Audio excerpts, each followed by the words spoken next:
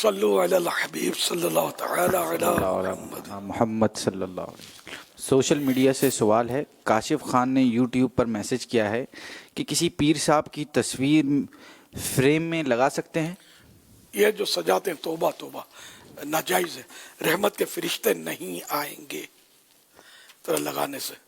غوث پاک کی طرف منسوب تصویریں لگاتے ہیں جو جعلی ہوتی ہیں، اس دور میں کیمرہ کہاں تھا، یہ اپنے طور پر داڑھی بھی چھوٹی میں نے دیکھی تھی، بنا تصویر دیکھی ہے میں نے، بالکل جعلی ہے، جھوٹی ہے، سچی معاذ اللہ ہو بھی تب بھی جائز نہیں ہے لگانا۔